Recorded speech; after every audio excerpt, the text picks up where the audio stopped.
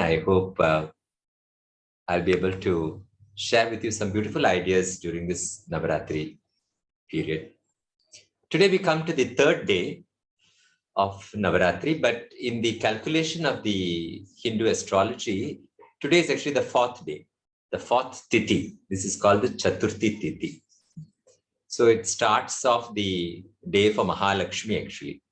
Because today, as I told you before, two Tithis have come together. That is the Prathamai and Dvitiyai, which are the first two digits of the moon. They decided to clasp together on the very first day. So we come to the day of Mahalakshmi, and I thought today I would like to share with you a beautiful kriti, that is a musical composition of a music saint by the name of Muthuswami Dikshitar. He, if you know South Indian music, and some of you are familiar, but some may not be familiar, is one among the trinity of the great musical tradition of India. Muthuswami Dikshitar, along with Tyagaraja Swami and Shyama Shastri, form the great triplets of musicians, the great trinity rather, the great musical trinity of South India. They are the forefathers of the musical tradition. And Dikshitar, like Shyama, both of them were great devotees of Devi. They were great Devi Upasakas. They worshipped God in the form of Mother. They worshipped God in the form of the great Shakti, the power. And today the composition I like to share with you is a composition in praise of the Divine Mother in her form as Kamakshi. Kamakshi is one of the most beautiful aspects of the Divine Mother. And her temple is in a place called Kanchipuram, which is very famous for the saris. Women will know that. Even if you do not know about the Divine Mother, you will know about saris. You will know about the glorious silk weave known as the Kanchipuram, silk Kanchipuram saris. And Dikshitar also makes a reference to that sari in this composition because it was so famed for that sari even from his time. So that is a beautiful composition.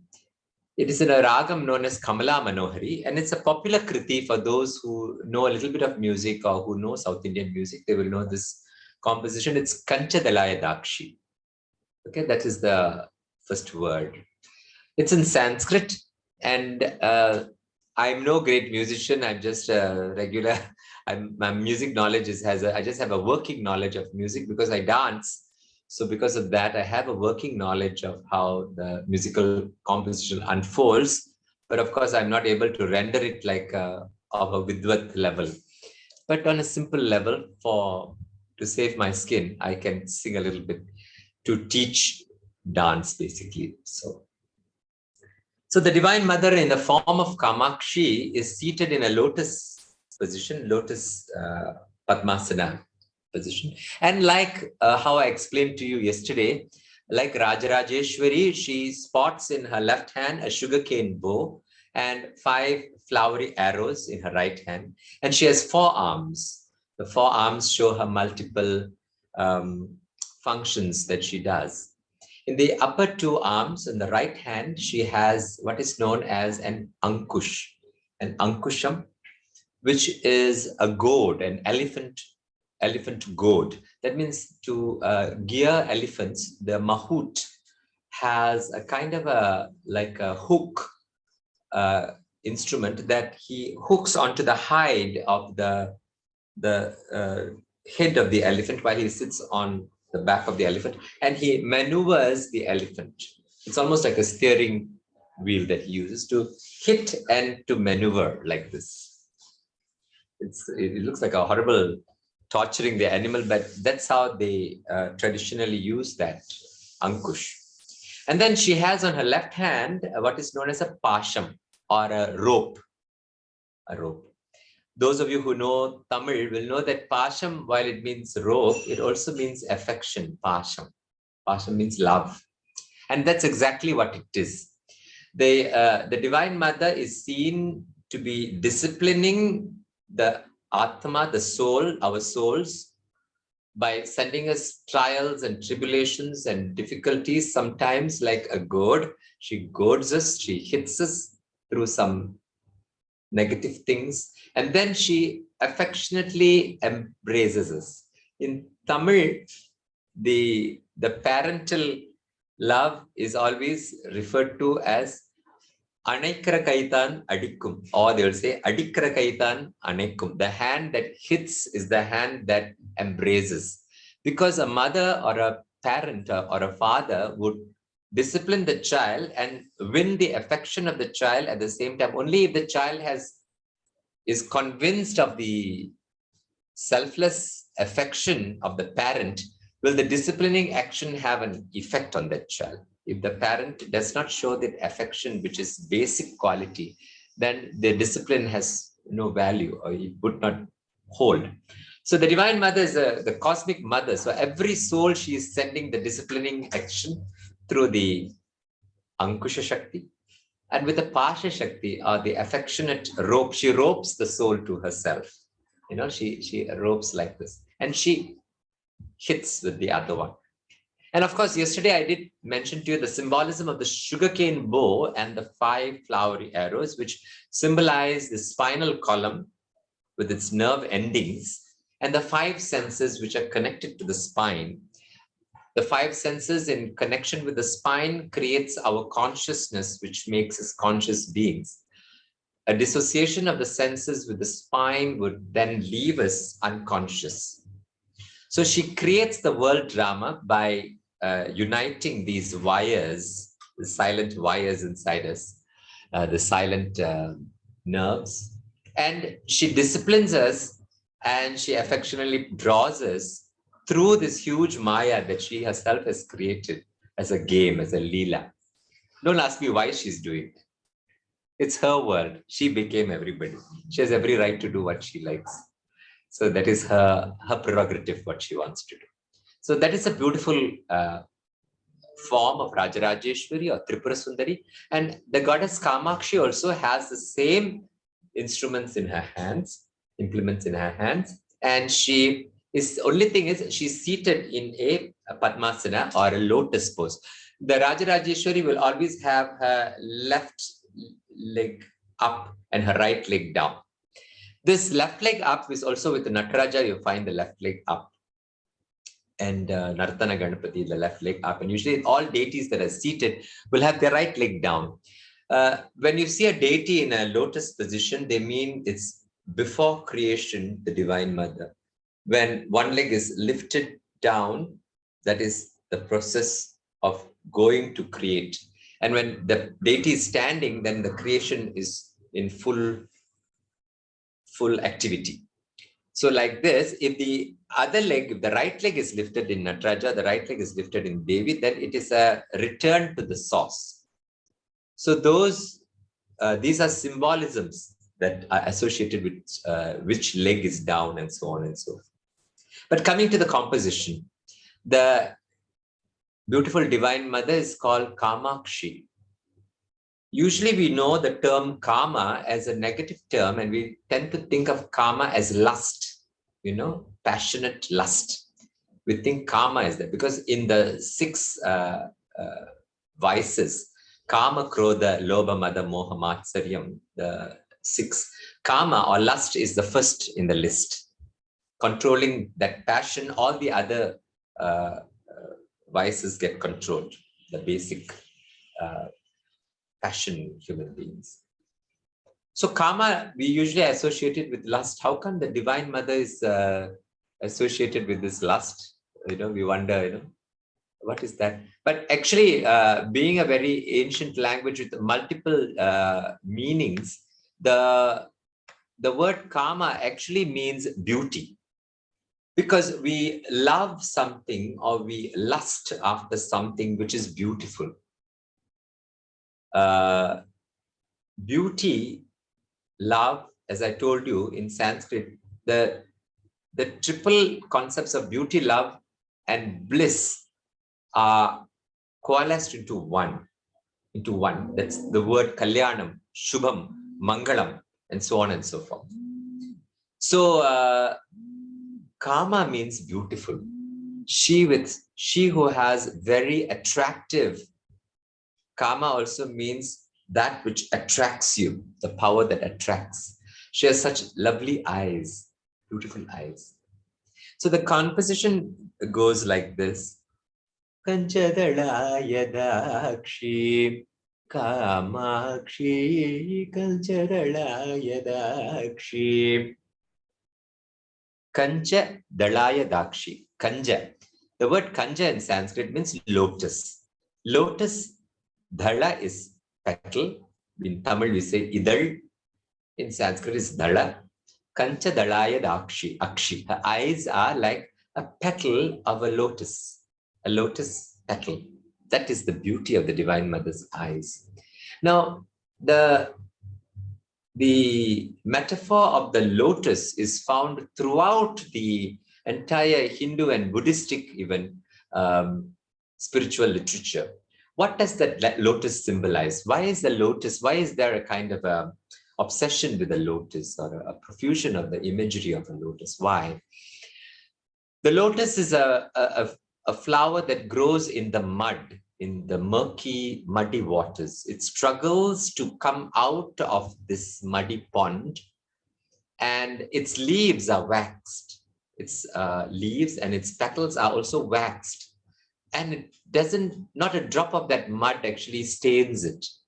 And upon its coming out of the waters, coming out of the mud, at the touch of the sun's rays, it starts to blossom and open and exude a fragrance. So this process of struggling through the murky waters and rising above them while very much rooted in the water, and then to blossom at the touch of the sun's rays and to remain untouched by the mud and murk and the dirt of the pond. It remains pristine and pure. That symbolism is actually that of a divine being, a saint who has struggled through the incarnations to come out of the material, mundane, sensory life of this earth and to rise up, and at the touch of the Guru's grace or the touch of the divine grace, the consciousness blossoms into realization. So the lotus represents also in the chakras the Sahasrara chakra, or the 1,000-petal lotus, which is fully blown in a yogi, which represents a fully enlightened Buddha, a fully enlightened Ramakrishna, a fully enlightened Shivananda. Like this, they represent the fully blown yogi.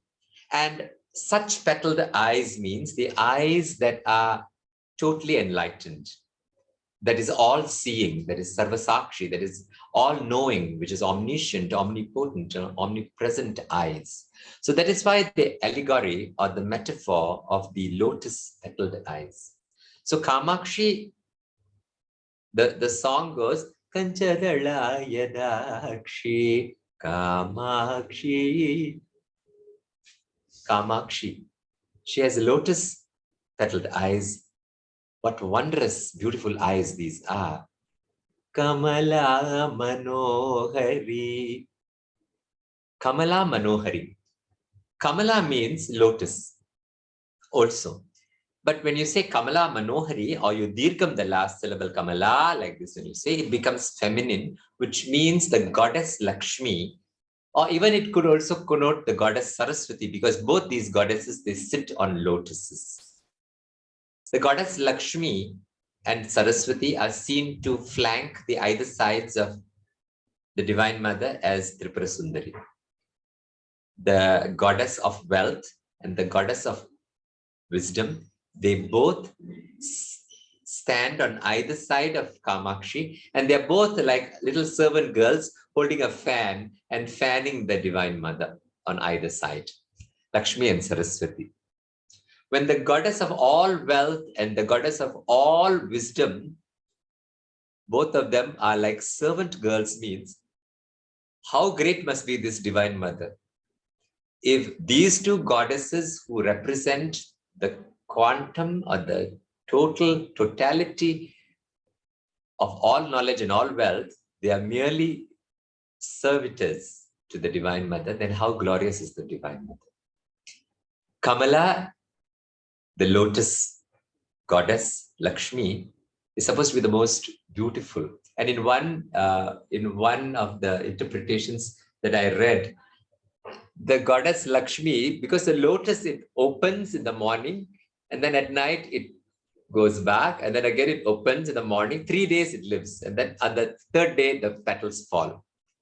So somebody was likening your monthly salaries, and at the beginning of the month they're all full of salary, and at the end of the month it's all wilts away. And so like this, the money is something that you cannot trust too much, because it'll come and go. And even knowledge, there are two kinds of things. One is wisdom, born of experiential knowledge. The other one is bookish knowledge, which we just learned in the university. We mug up one book, it's all full, and then it all disappears after the degree is over. We forget what we learned, or we have to learn something, we just quickly pick up that book and it fizzes off. So these two, wealth and knowledge, are transient in the material sense of the term, but in the spiritual sense, the Divine Mother stands beyond. She stands for the spiritual wisdom and spiritual wealth, which is undying and undecaying or undiminishing. So therefore, the both transient knowledge, bookish knowledge, academic knowledge, and material wealth are two servitors to she who represents the quantum amount of wisdom and spiritual wealth of enlightenment and wisdom. So that is why Kamala Manohari. Manoharam means to, the mind is haranam, is stolen. When your mind is stolen, that means you don't have a mind anymore.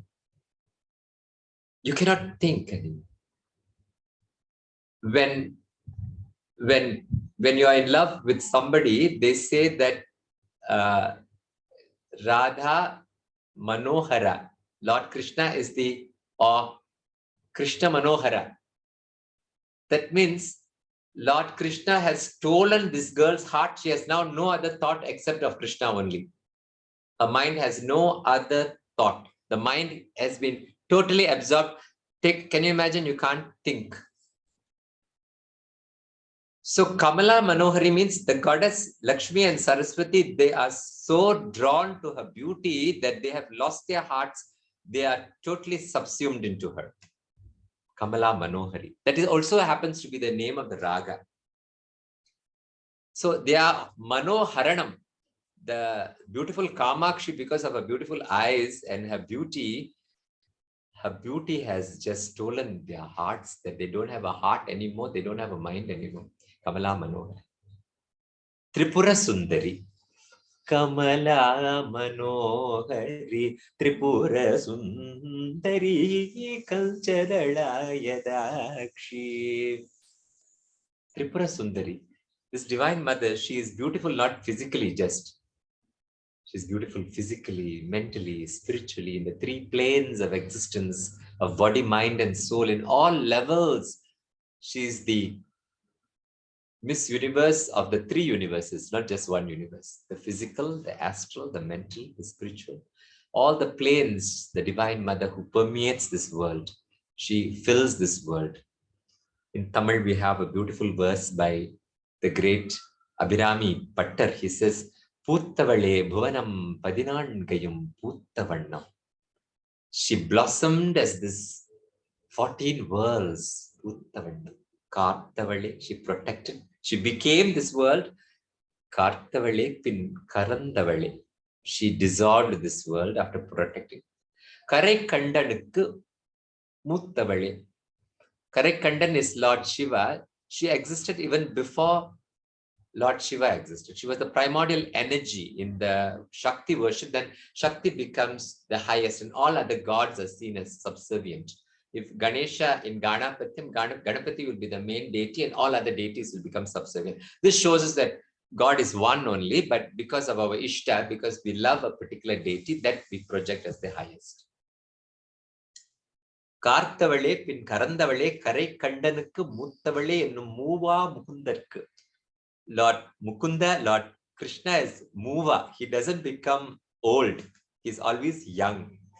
Nitya Yavana. Lord Krishna was eternally young. He lived till 150 years old in the physical world through the Kali Yuga, through Dwapara Yuga into Kali Yuga. Through 2 yugas Lord Krishna lived, and he lived for 150 years. And in that 150 years, he was a Nitya Yavana. He always looked 30 years old. He never aged. You never see an old Krishna with a beard and white hair, though he lived for 150 years. Nitya Yavana. Muva Mukundarku Ilayavale. To that Lord Krishna who is ever young, she is the younger one. She is Muttavale. She existed before Shiva, but she also existed as a younger sister to Mukunda. Mukundavale. Muva Mukundarku Ilayavale. Mattavale ennai andri mattor devam vandipade. You know, after knowing about her beauty and her glory, there is no other deity that I can worship except you, Divine Mother, says the beautiful Pattar, Abhirami Pattar. Sorry for digressing. I'm supposed to talk about the Kriti, but my mind is sancharam, doing a sancharam outside. It's Navaratri. We'll just soak in the consciousness of the Divine Mother. Kanchadalaya Kamakshi Kamala Manohari Tripura Sundari Kanchadalaya Kunjaragamane Manimandita Manjula Charane Kunjaragamana. In India, we say the lady walked so beautifully, she walked like an elephant. You tell this to white people, they will laugh. Because why you are likening a lady to walk like an elephant? But in India, the elephant is the most beautiful. If you watch in nature, how beautifully the elephant sways, its languid trunk, the way it moves when this huge, colossal being, this mammoth. And if you notice, the elephant, when such a heavy being, it moves, but there is no sound when it lifts its feet. It's soft. The earth spins, such a huge planet. The Divine Mother is spinning. There's no sound. Kunjara Gamanam, it sways this way, that way, languidly. So graceful. That graceful sway of the elephant, the Divine Mother, she moves like the elephant. Kunjaragamani. Lord Rama is supposed to be like the male elephant. Lord Shiva, Kalir in Tamil we say, Kalir is a male elephant and Pidi is a female elephant. So Lord Shiva and Parvati are likened to the male and female elephants in nature, because when the male elephant moves when it is Madagaja, when it gets intoxicated with from its hump, a kind of elixir exudes, a kind of an enzyme exudes, and it becomes a little wild. The beauty of that wild elephant is the grace of Lord Shiva, the majestic grace of Lord Shiva, which is also likened to Krishna, Rama, and all the male gods. And Parvati Devi is Kunjaragamane, the most romantically she moves with her spouse, you know. And when you go to Kanjipuram, if you are very lucky and you are there for the Brahmotsavam, when they carry the Devi, they bring that Devi, the Utsava Devi, on top of the elephant to go the Vidhi Ula. Vidhi Ula means to go in the around the temple in the streets. When you see the Divine Mother sitting on the elephant and the elephant is swaying, my God, that sight, you can visualize her moving, you know. A lot of the chariots and the processional worship, when they carry Lord Shiva on the Pallaki in Chidambaram and they move, you can virtually see the Lord dancing, because that is it conjures that image. It evokes that sense. You know, it evokes that strong image. Images are very powerful. You cannot say that the image is not real. In India, we have so much of idolatry, and people frown at idolatry. But everybody is an idolater in this world. Everyone. A person who doesn't believe in idolatry, in a religion that doesn't is against idol worship, if I take his father's photograph and spit on it, he will get very angry. How dare you spit on my father? I said, no, it's a piece of paper. Why are you getting angry? If I take the flag of a country and I burn it, it's a very strong thing. For a soldier, he would die for that flag.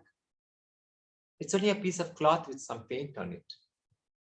But images reflect the reality of life. It is real. For them, it is not a piece of cloth or a piece of wood or a piece of stone. It carries the symbol which is so powerful. It is virtually alive. So that beautiful Devi, she is swaying. Kunjara gamane mani mandita manjula charane. Kunjara gamane. And her feet are adorned with beautiful gems, the 9 gems. The 9 gems which represent the 9 planets. They adorn her feet as a anklet. So as she moves, she causes the 9 planets to revolve in different speeds, because each planet is going around the sun in different speeds. So the Divine Mother's motion represents the Mani Mandita Manjula Charane Mama Shiva. She says, oh, Divine Mother, so beautiful you are, moving like an elephant, adorned with these ankles. Protect me. Come on. Mama Shiva Panjara Shuki. If Shiva is a Panjara, if Lord Shiva is in Malay, we say Panjara. Panjara means cage in Sanskrit. The Malay word comes from the pure Sanskrit word Panjara. Here he is using a poetic idea where Lord Shiva is likened to a cage and Parvati, Kamakshi is like the parrot which sits in this cage. Now, a cage has no meaning if there is no parrot inside that cage. If there is a parrot only, that cage has any relevance or any meaning. If you have an empty cage, nobody will look at it. So this universe is Lord Shiva. And this Parvati, she sits inside this cage, giving it meaning, giving it life, giving it purpose, giving it form, giving it relevance. Mama Shiva Paljara Shuki Pankaja Mukhi. Her eyes are lotuses. Her face is also a lotus. So beautiful. Her face is also a lotus. Mama Shiva Pankaja Mukhi. Mama Shiva Paljara Shuki Pankaja Mukhi. Guru Guharanjani Durita Bhanjani. Guru Guharanjani. Guru Guha is Lord Subramanya, but it also happens to be the signature of the composer, Mutswami Dikshitar. And she is ever pleasing to Subramanya, her very son, her own son, who's like the composer is also like her son. Mama Shiva Panjara Shuki Pankaja Mukhi Guru Guharanjani Durita Bhanjani. Durita is sadness. In Malay, we have the word Durita. Durita comes from the Sanskrit Durita. Durita is sadness. She's a remover, Bhanjani. Durita Bhanjani Niranjani. Niranjani. She's ever pleasing. So in the Sanskrit poetry, he is using what is known as a samasam or the internal rhyme. Kunjara gamani mani manjula. Kunjara manjula inj like this, Kanja, because the first line starts with the rhyme of Kanja. It's good to know a little bit of the beautiful poetic quality of the composition. Kunjara gamane mani mandita manjula charane mamava shiva panjara shuki pankajamari guru guha ranjani durita bhanjani niranjani. So the inj sound comes right through in the beautiful composition. Through the composition, we learn about the Divine Mother, we learn about the beautiful language, the samasam, the musical phrasing, and so on and so forth. Certain ragas, certain compositions coming from a poet saint, that composition itself, when you listen to it, it's meditative and it conjures the image of the deity. If you were to just listen to the sound quality of the raga, because these ragas are coming down to humanity from another plane, from the celestial Gandharva plane, they come through the beings of the saints like Tyagaraja, Shyama, and Mutswami Dikshitar. And the raga brings the raga devata who takes you to the paradevata. That nada brahmam, that nadopasana is a practice of that raga with the sahityam, and it takes you like this into a meditative state to visualize the Divine Mother. That is the beauty of this, the Carnatic music, or the music of the Trinity. That is why I thought I'd share it. Kunjara gamane mani mandita manjula charane mamava shiva pankaja mukhi pan mamava shiva paljara shuki pankaja mukhi guru guaraljani durita bhanjani niranjani Raka Sashivadane. Amba, the full moon. Raka Sashi, the full round of a moon. Vadane. Her beauty, her face is like the full Paurnami moon. Raka Sashivadane. And she sings it in the charanam, in the low octave, which connotes the night. You sing the high octave, it's like the sun, the brightness of the sun. But here he brings it down. Raka Sashivadane Suradane. In that beautiful moonlight face, she has such lovely teeth, like jasmine. Kundaradhane. The full moon represents her full face. The sliver of the Pratama, the first moon, the new moon, is a smile. Yeah. A smile. So the two kinds of moons consist of face, the beauty of the Divine Mother's face. Shivadane, Suradane, Rakshita Madane. Madan is the Manmatha. The story goes that Manmatha, the god of love, Cupid, in the Western terminology, was supposed to have shot fiery arrows, shot a flower arrow at Lord Shiva, or attempted to shoot, or shot a flower arrow at Shiva, who was in deep meditation, and Parvati was about to offer flowers. I was telling you about Parvati Kalyanam yesterday, and how Parvati was trying to do great penance in order to attain Lord Shiva. And once, as she was sitting at his feet offering flowers like this to him, who was deep in meditation, the gods were tyrannized by three demons by the name of Tarakasura, Simhamukha, and Surapatma. And they decided on their own, without consulting Lord Shiva, that Shiva is so powerful and Devi is so powerful. A union between the two of them will cause the most powerful sun, who of which will be able to annihilate or destroy these three demons. They thought that only the union will. And so they send a very reluctant Manmatha to go and shoot an arrow at Lord Shiva.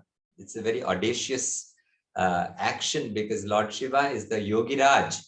He has controlled all the senses, and he is Kamarahita. He is beyond lust, greed, anger, and so on. And you try to play with fire by trying to shoot a flowery arrow to induce passion in the passionless.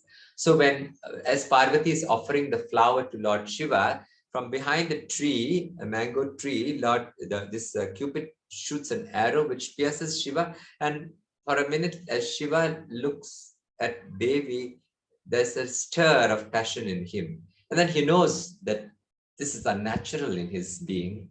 And he looks at Manmathan, and in a rage, he burns him to ashes. Well, there is a lot of spiritual metaphor and allegory. I won't go into that. But to cut the story short, he is reduced to a heap of ashes.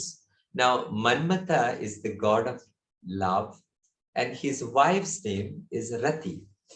Rati means attraction. Love and attraction go together as a husband and wife. Passion rather than attraction.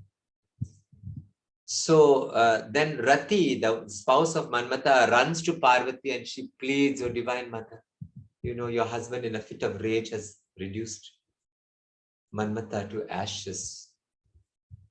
Can you do something? Can you resurrect him with your love?" So Parvati, out of compassion for Rati, in a corner of her glance of her eyes, she looks at the heap of ashes, and the power of the corner of her side glance, the power of which causes the ashes to resurrect, and a bodiless being emerges.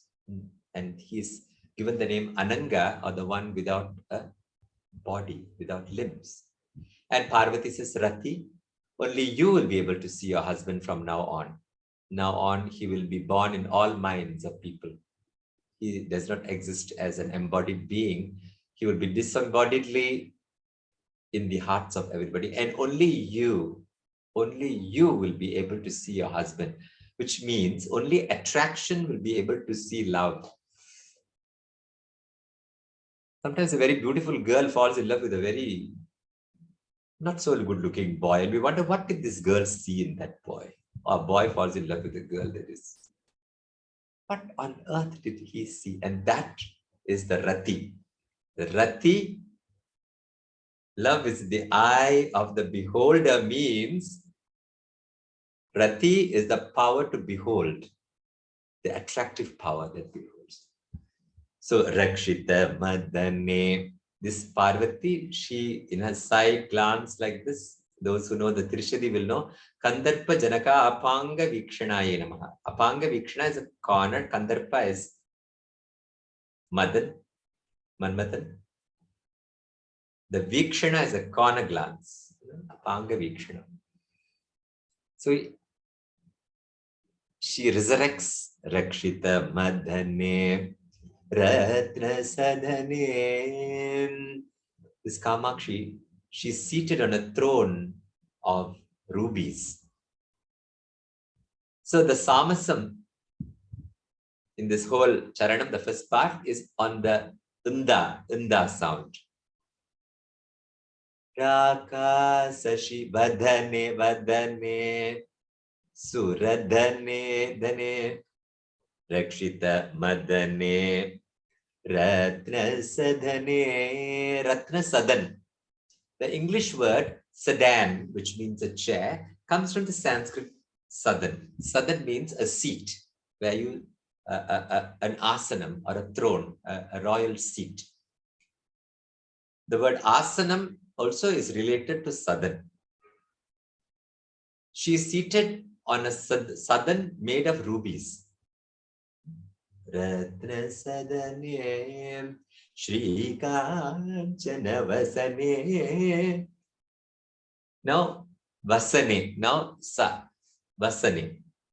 Shri Kanchana Vasane. She's wearing the beautiful Kanjivaram silk. Vasana is cloth or textile. She's clad in golden raiment. Golden means the zari, the gold zari, which we see in Kanchipuram. Real zari will be silver threads coated in gold. That is those who know about Kanchipuram saris will know about. Tested zari means the copper threads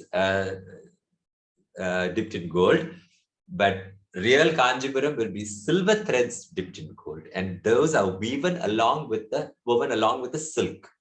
And that is the most beautiful silk of South India, the Kanchipuram silk. Like that, they have the Banarasi silk in North India. Lord Krishna is supposed to be wearing the Banarasi silk. Kashi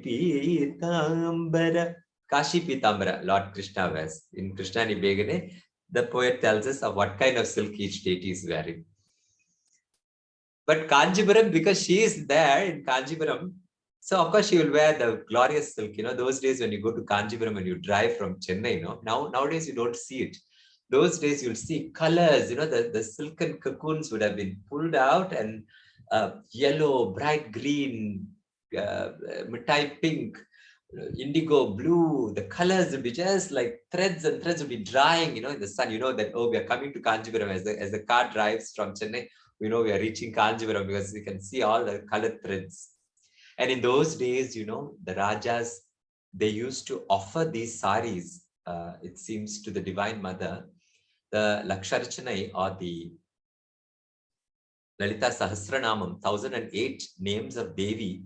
Each 1008 saris would be woven over the whole year from one Navaratri to the other Navaratri. And then on the glorious Dasami day, 1008 saris will be arranged in Om Shri Matre Namaha, of each 1000 names of the Devi, until it comes to her neck. And she's in a pyramid of beautiful saris. Wow, what a haven for the ladies. And then that sari is given as Vastradhanam to all the village people and the people. You see, there's something so beautiful about the Navaratri festival and the worship of the Divine Mother. You buy a sari in the shop and you wear it. You buy a sari and then you place it in front of the kolu with a cut piece and one tenga param with a coconut with a varapram. And then the ladies come to the house and they chit-chat, they have prasadam. Then when you take that sari and you give it to another lady, that sari and that same prasadam will have another shine. You'll have another very auspicious and beautiful feeling because it is divine. All the beauty that we enjoy in this material world, the thing that makes it beautiful is the Divine Mother. And when you acknowledge the divinity of all material things in this world, then that material things become a divine experience. You make some chundal on a regular day for tea time and you have it. You make that chundal and you offer it as a prasadam and then you share it. The chundal takes another vibration, another feeling. So this whole Navaratri makes us enjoy this physical world in a divine sense, acknowledging the divinity in everything that makes it enjoyable. Yesterday I was saying that Devi's name is Shambhavi. She brings a bliss to that life. When you add God, whole of life is 0, 0, 0, 0, 0. But when you put God in front of it, number one, you love your God with all your heart and soul, all things shall be added on to you. That is the first commandment. And that's exactly it. When you enjoy her through her material, that's why the worship of the Divine Mother, she doesn't deny this world. She tells you to enjoy it, of course, in moderation, but enjoy it with the consciousness that that enjoyment behind the things that we see is the bliss that she is. And then we tear away the things, the materiality, and we go straight for the source of bliss itself. Without having to have an intermediary of a sari or a food or something like this. Without an intermediary, we're able to enjoy joy itself for what it is, the unalloyed joy that she is. So these festivals bring us to the threshold of that bliss. Shri Kanchana Vasane Surasane. Her tongue is sweet. Surasane, beautiful speech and beautiful taste. The tongue. Shrungara Shraya Mandahasane. A mandahasam. The Divine Mother, she spots a gentle smile. And the smile is so beautiful that this thing called beauty, Shringaram, this thing called beauty,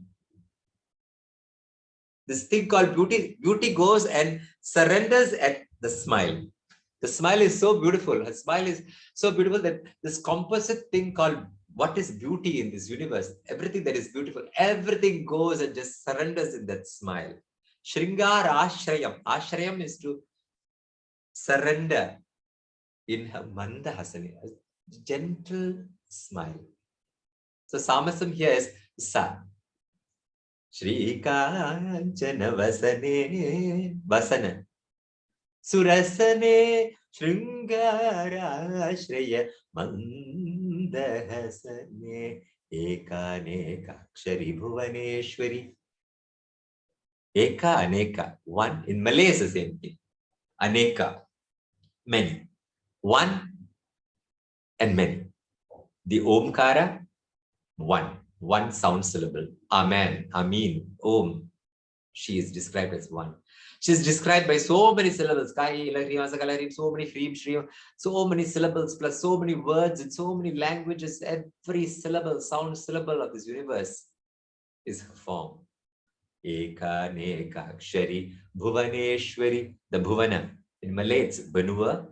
It became Bhuvana.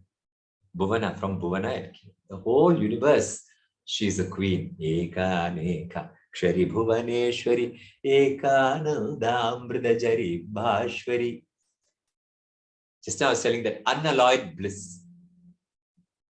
A bliss that does not have to depend on anyone or anything. A bliss in its own. It doesn't have an intermediary of the senses. That unalloyed, Ekananda, that singular bliss. She's Amrita Jari. She's like a beautiful waterfall of nectarine bliss. When you go on a hot day and you go to a beautiful waterfall and you just stand, you're just like drenched in that bliss called the Divine Mother. Ekanandamridajari, the waterfall. Bhashwari, she's shining. Ekagramano layakarishwari.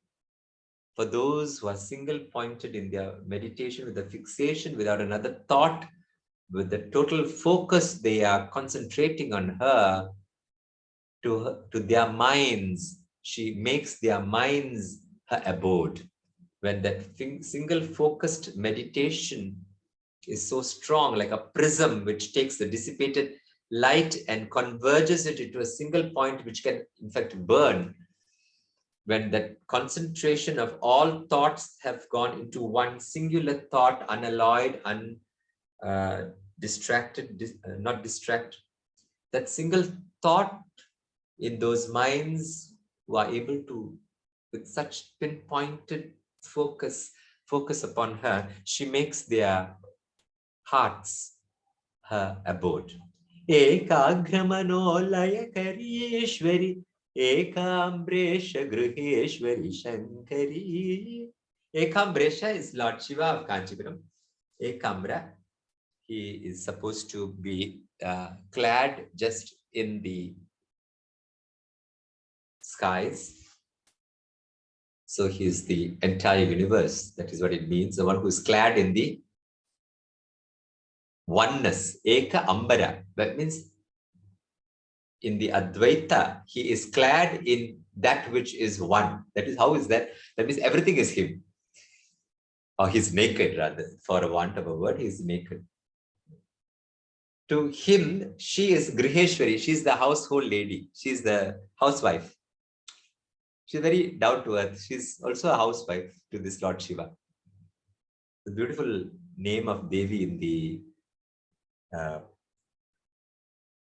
Lalita Sahasranamam, I think, I'm not sure where it is, but Adi Shankaracharya gives a beautiful Bhashyam. Tambula Rasa Sampurnaye Namaha. That Devi, she's, you know how women of India, they will eat betel nut leaf, and then with areca nut, they will have betel leaf. And then their lips will be red, you know, and they will be glowing, the face will glow, especially people with lovely complexion, when they eat this betel leaf, no, their lips will become red like this, and their face will have a glow. And usually, when do the ladies in India, usually housewives, you know, when they will eat this vettale or the betel leaf, usually they say, Adi Shankara writes in his Bhash, at night, when the whole household, she has fed all the husband and children and everything, and they washed all the vessels, the husband is sleeping, children are sleeping. Then she has cleaned the whole kitchen and everything, the house, everything, washed everything. And then she will go to the Kollapakam, that means the back of the house. And she will, on her own, she will just fold one betel leaf, Nagavalli, and she'll chew it. Chewing it, she will look at her family, she will look at her children sleeping, husband sleeping. And she has a feeling of contentment that the day went well, you know. So they say the Divine Mother, like a housewife, when the whole of Pralaya, the whole of nature has consumed back into the dormancy, the end of the kalpa of time. Just like a housewife, she will look at creation, enjoying the tambulam, the beautiful arecanut leaf and beetle leaf, arecanut. They bring the Divine Mother to, after all, she's everybody. She can identify with the housewives, with children, with people, with everyone. Though she is Bhuvaneshwari sitting above everything there, right up there, yet she's very much here and down to earth with all of us, and be able to identify with our household problems, the daily lives that we suffer and we go through and we enjoy. That entire cycle of joy, sadness, health, wealth, she slowly, through the Maya of opposites, she pulls us through her compassion back to her. Ekaneekakshari bhuvaneshwari, ekanandamridajari bhashwari, ekagramanolaya karyeshwari, ekambresha gruheshwari shankari kalchadalaya dakshi kamakshi kamalayam manohari. So in this composition, we learned about so many beautiful things about Devi, about the lotus, about the silk, about this moon, about her face, about the stars, about the night, about the glorious, the elephant, how gracefully she walks as an elephant. How this universe is like a cage and she is the parrot that gives this cage meaning, right? And how this whole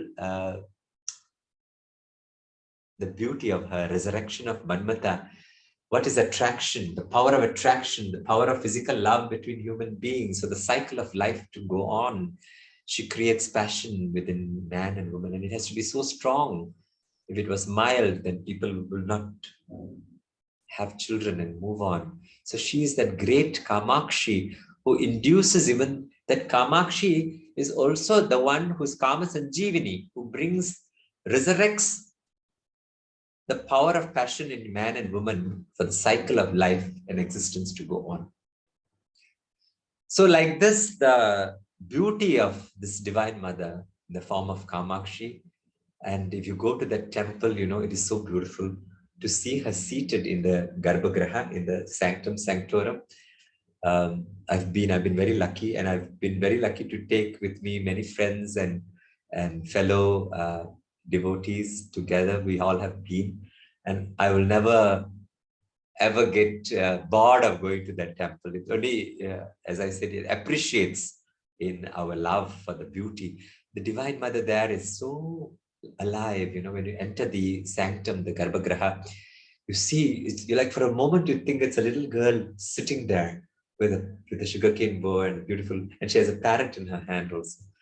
And so beautiful with the Pasham and Ankusham in her hands, beaming a smile in the dark sanctum. You see those oil lamps, and in that ethereal light, it's almost surreal.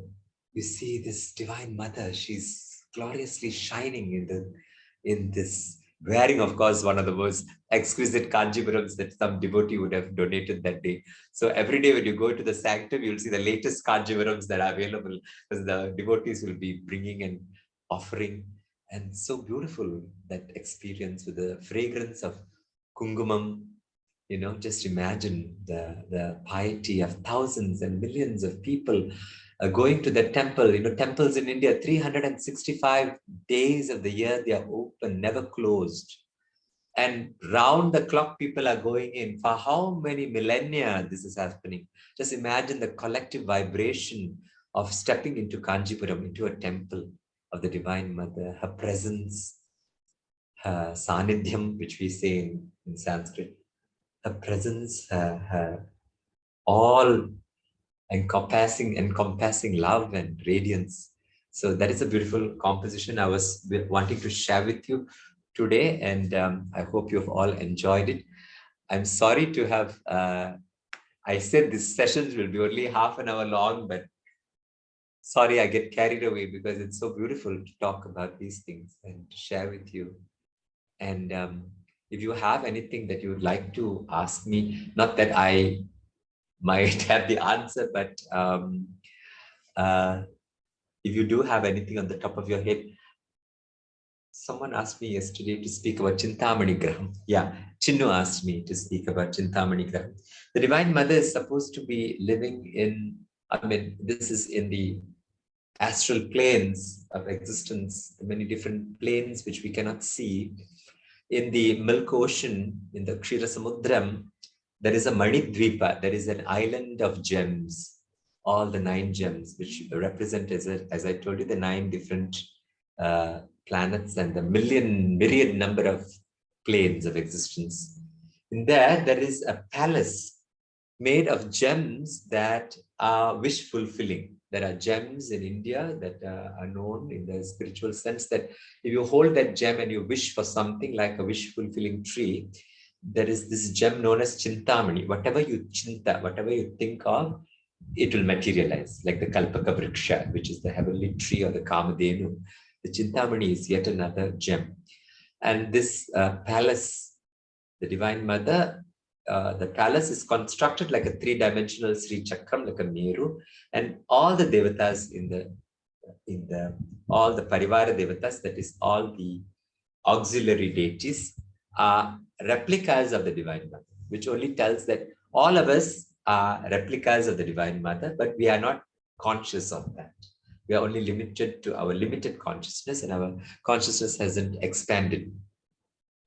Hence, in India, we have certain practices, like if you observe the Ayyappa Vratam, people will call each other Ayyappa. They lose their name. I'm Namo Shankar, I'm Ayyappa. Everybody is Ayyappa. Sami Sharanam, they'll say. Means they are practicing through a sadhana the dissolving of one's individuality into the cosmic identification, the cosmic consciousness of the oneness of God.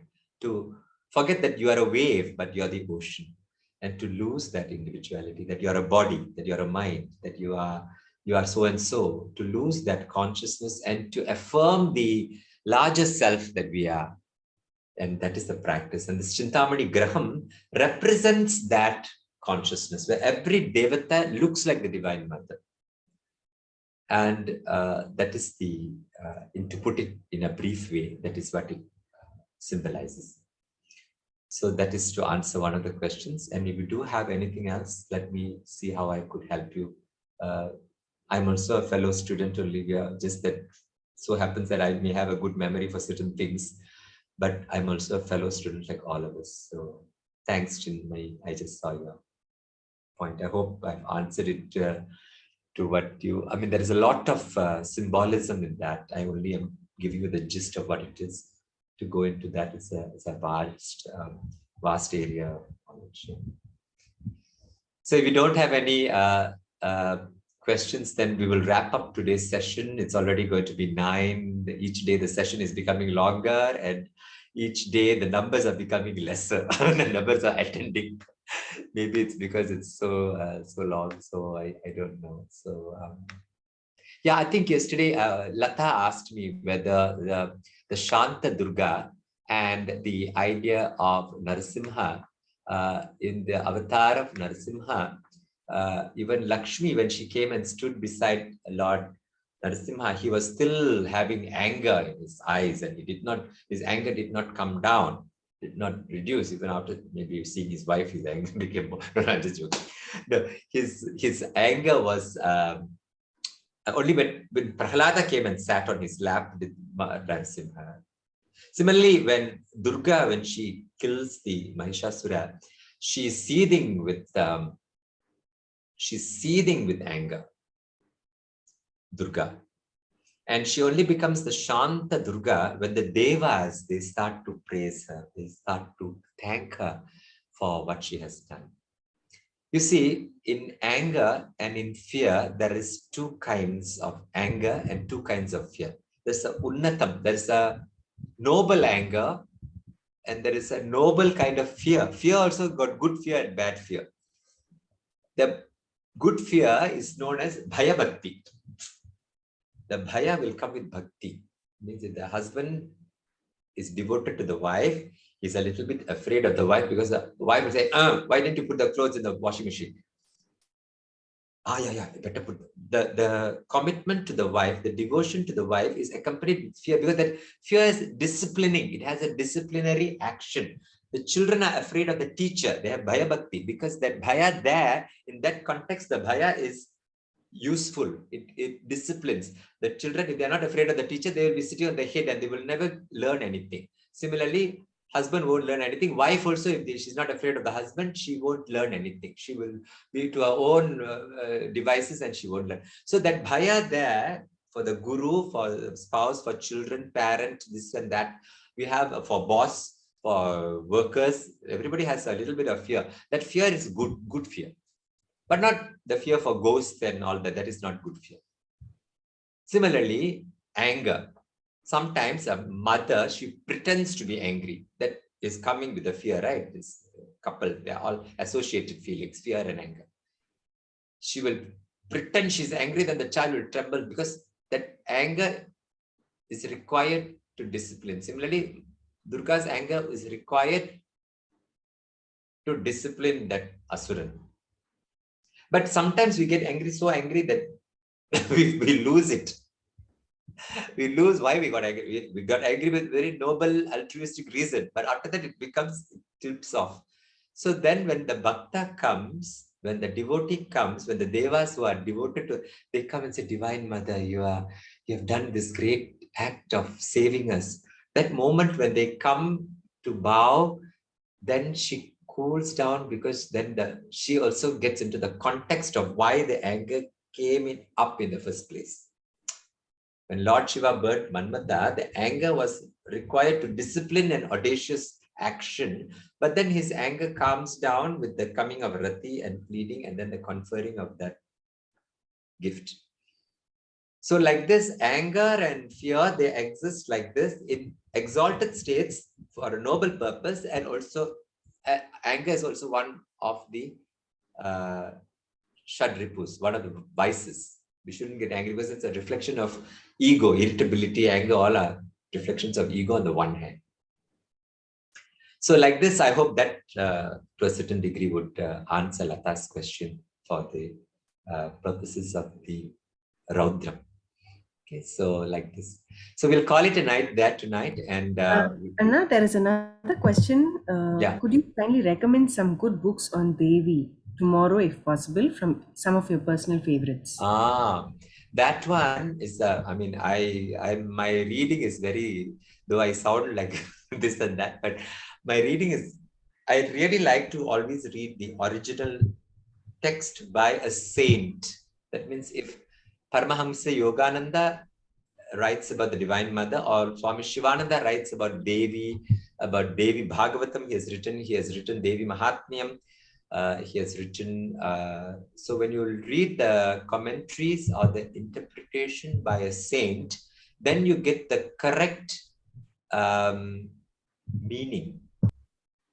But if you read by an academic scholar, then it's just like facts and you get lost inside all these facts. You don't see its relevance to, because it's not experiential knowledge. It is cerebral knowledge. It does not have a relevance to our workaday life. When you read a spiritual text, the text should, sometimes it's so clothed in metaphor and symbolism that you can get lost in it and you'll go, what is this mumbo jumbo going on? You'll be wondering. So you need a guru. And so therefore, when you read the commentaries from Adi Shankara's Bhashyam on Lalita Trishadi, is very interesting. If you read that, you can get the Ramakrishna Mission Bhashyam of Lalita Trishadi. That really, Adi Shankara comes right down to very colloquial examples, simple examples. Though the great saint that he is, he will still cater for the child, to an old person, to an illiterate, to and so on and so forth. Lalita Pancharatnam Stotram Exposure. Yeah, I'm planning to do that tomorrow. The Lalita Pancharatnam, Devi Pancharatnam. Because Panchami is day after tomorrow. Tomorrow, is it? Yeah, Panchami is tomorrow. So I think I'll start the Lalita Pancharatnam tomorrow, which is beautiful verses, 5 verses on Lalita Tripura Sundari. So like this, these are the good books that you could lay your hands on. Try to find them. Anything else you'd like to ask, or shall I close over there? Yeah, I think I'll close over there. We have a beautiful night, Navaratri. And thank you once again for letting me share this, because as I share this, I also indulge in the beauty of it all, and soak up the beauty of the Divine Mother. These nights, these 9 nights, to keep our minds, just soaking with that thought is so vital, because the whole world is thinking of the Divine Mother, at least people who are of Indian origin, and they are reveling in that. So in the collective vibration, we also are tuning into that, and the Divine Mother is availing herself in this time. The saints are availing themselves, and this is a period of intense sadhana. If you repeat any mantra, it becomes double its value. So when we tune in, we are actually pushing our souls in the direction that it has to go, as nebulous as it may be, as invisible as it may be. We are in the right frequency. So with that, we close. Om Shanti, Shanti, Shanti.